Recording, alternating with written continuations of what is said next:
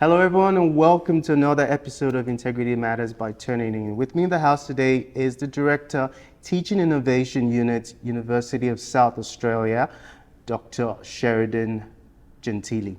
Hi. Hello Sheridan. Hi, how are you today? Very well, thank you.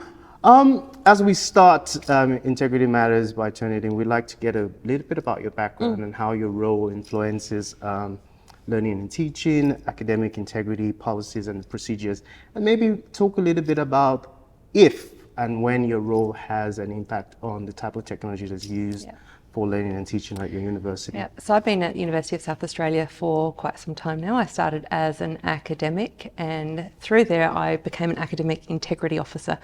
So it's the model we have at UniSA, which is a distributed model where individual faculty or areas help provide the educative response and approach to supporting students through those matters. And I've always been, and through that role became even more passionate about education and the role that education has for people and changing in their lives. And increasingly the integrity side of how we manage things and good teaching and learning practices. And so in 2017 I transitioned through to the Teaching Innovation Unit, and in 2021 was formally appointed as Director of that unit. So in my capacity as Director we have oversight of the management of academic integrity for the university, and we also help drive practices in good assessment design and use of technology in teaching and learning. So for me, marrying those two together is really important. Excellent. That sounds like you've got a lot of expertise if you're pulling from the academic integrity experience as well as teaching and learning as well.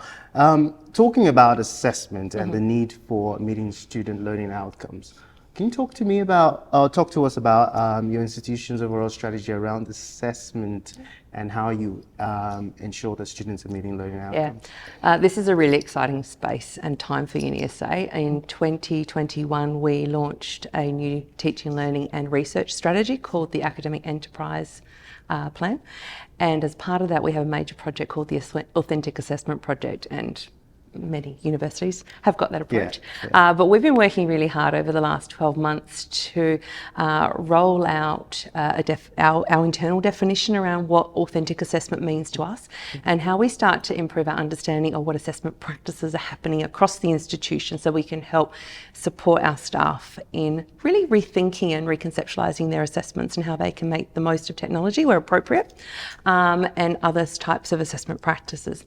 So when it comes to the core of what assessment is, and this really hasn't shifted for time, good assessment has to enable us to demonstrate the student has attained and can demonstrate those learning outcomes.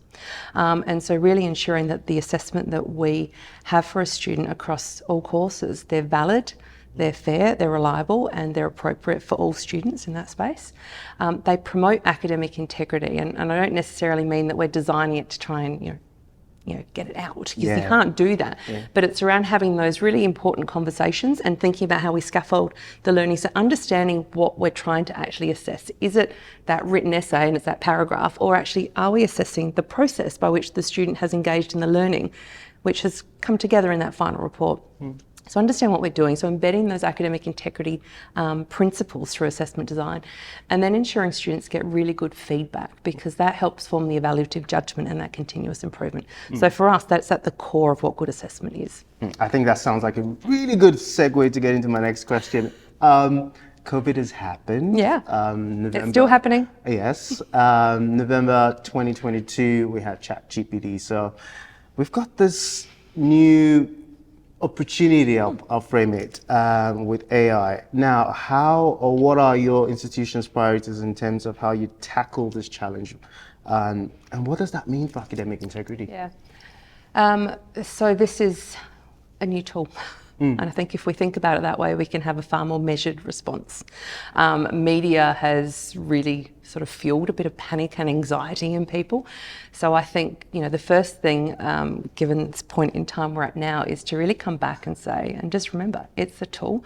It's a disruptive tool, but with disruption comes new approaches that can be and lead to some great opportunities. So in that teaching and learning space, we're not, UniSA's position at this point in time is really not about banning tools if we're not having that approach. It's about really thinking about the assessment design, what we're trying to achieve, coming back to those core foundation principles around what good assessment is. And I think when you have really good academic integrity policies, which have got strong guiding principles, I think that's what's important. And so when we start thinking about that, it's around behaviour which is trustworthy, it's honest, it's fair, all the things that we'd expect of our students and we'd expect of ourselves as professionals. And so when you position it that way, it's around helping educate students to realise this is here. It's not going to go anywhere. You may want to use it for things in life, and as a professional you may use it. So our responsibility as a teaching learning institution is to help students understand how they can use it responsibly and ethically as part of that learning journey and as part as a professional when they leave the university. So not a direct answer there, but really it's about the underlying principles. Yeah, I think the core of it is there, which is we know the underlying principles, or whatever we're doing in the learning and teaching space, we've got to think about academic integrity. So I think that that's very important. But I'm curious to learn from you. I know you talked about it being an exciting space right now. Are there any other sentiments besides the positive spin on where or how AI has been perceived? Are there any other sentiments from the educators, students? Oh, look, in general terms, we see that in the media. There's, there's a sense of panic. It's really associated with that unknown. People don't know what it can do. They don't understand it. And when we don't understand things, we get a bit anxious about it. So really, with all elements of it, doesn't matter if we're in research, we're in teaching, learning, just our normal professional practice as an academic, understand what it is, understand how it can be used, understand what is important in terms of how you operate as a professional, as a student, as a researcher, and make the right ethical judgments in how you move forward. Talking about understanding how it is used, let's do a backflip where we're looking at the edtech companies that are putting together this AI. What are your thoughts on how edtech companies can or might consider positioning products like this with academic institutions? Yeah, if you're positioning it with an academic institution, I think really making sure, if we're talking about a tool that's in teaching and learning, and I think that's kind of what you're saying around potentially positioning academic institution, it's around teaching learning objectives and what you're trying to demonstrate. I think there's the need really, if we're talking then specifically in the education space, it's around evidence-based. It's about testing, validating, working together. There's that ethical responsibility that comes with this type of work, whilst it can have some great advantages potentially in enrolment processes, student retention processes, etc., recognising what it could mean in other areas. I think it's really important. I think the equity is one that needs to be seriously considered. I mean, at the moment, such tools can be accessed for free. But we will get to a space very quickly where it's not, because it's going to be monetised and people see the value and they can make some money out of it. Now, the student who, let's just say, put aside my ethical views on use, but let's say the student who can access it and uses it, and they use it responsibly, and it may be to generate some bullet points that help get their brain thinking about how to position a new argument, and then they type a really great assessment piece if that's the type that's required. The student who actually can't pay for that license to have that advantage, how's that fair? Yeah. So this now comes back again to their ethical responsibilities, but also thinking about the fairness of the assessment that's being developed. I do like your point in terms of accessibility. That's something we need to consider. But to your point, at some point, these things will be monetized. AI is taking or it's taking several shapes right now. We see it as assisting markers in how they're marking. We see it assisting students with their work. We also see it in the proctoring space. What, from your experience, what are some ethical concerns you may have, or the institution may have, with regards to privacy and confidentiality, and how are universities supporting assessment delivery, especially when students are offshore? Yeah. So look, when COVID landed, there was a very rapid shift to ensure that assessments could be delivered online, and one of those was the exam, either offered as an open book type of assessment or a type of proctored or invigilated exam. And we saw really in the media over that period some not great stories that came about, and I think this comes back to that previous question around ed tech and that ethical responsibility. There was some behaviours that just weren't appropriate. And that has created a bit of a legacy, and people remember that. People don't necessarily forget. So I think there's always this concern for some, not for all, when they hear about a proctored exam, what they've heard and what they think that means in terms of reality. So I think this really comes back to the companies that are offering the services, their values, their morals, how they set up the people they employ even. And then for an institution, if they're moving down that pathway, to make sure that those values align and they're picking the right companies to offer the right services to be able to support an assessment that needs to be offered in that type of modality. Nicely put. I think that's one of the things everybody strives to do with, even if it's in an internet provider you're going for, the watch you're wearing, or even the types of food you want to go, or even the clothing you wear, is trying to, that values alignment before you make the decision. So thanks for sharing that.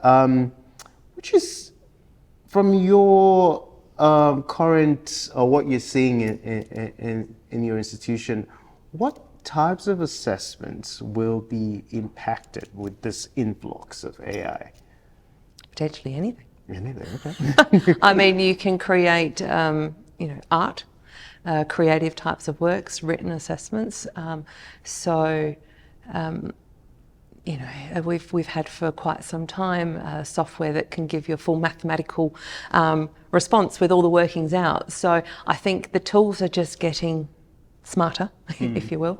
The more we use them, the better they get. So every time someone generates a new response, they go, that's a great response. Yes, it learns. That's what they're about.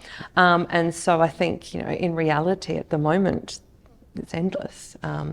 Really it comes back to, for me, we're really coming back to what is that process? What are we actually assessing? We don't want to all default down to the exam in an exam hall where everyone's writing things. The other one that we hear a lot of in media is to default to an oral assessment, a reviver, as a form of validation that that's the student who's doing it. But I think we do need to consider the fact that potentially the assessment could be completed through the support or use of technology, either wholly or could be used to help support the students thinking in that pathway. For the latter, the question is that okay? And for the former, then really it's that good consideration around, well, what's the learning pathway and what do I need to do as part of this to help me ensure and feel comfortable that the student has demonstrated the learning objectives for that course, and that there's assurance that I can say, yes, we've passed, because that's what our assessment is doing, is to say, have I demonstrated those outcomes? The answer is yes. That means I can progress to the next level of learning and ultimately graduate. That's what it's there for. And so it comes a little bit back to, I guess, that old master apprentice type model where you're actually working through the growth journey of learning, as opposed to that final exam piece all the way through. Great. Just for us, before we wrap up, I've got a statement that came out from Texa. I think it's a couple of months ago now. Let's hear it. So Texa, and this is actually Director Helen Ginnell, and it says, she says, while some institutions are banning AI through through their institutional policies, which we've touched on a little bit. The long-term response to open source AI tools would need to be more sophisticated than just banning them. What are your thoughts on that? I think it's probably consistent with some of what we've already talked about.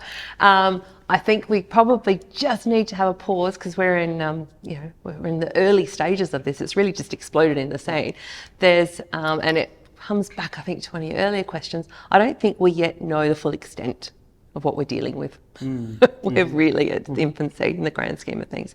So I think we can't just take a blanket ban. I agree with that statement. I do think we have to be sophisticated and really come back to our core principles around academic integrity and assessment practices and design and teaching and learning design. If we come back to those as we start to see things emerge and change and we understand the landscape we're working with, we can then start to shift. But as long as we're still true to our core principles, I think we'll be okay. Perfect. That's a really good way to put a wrap to today's conversation.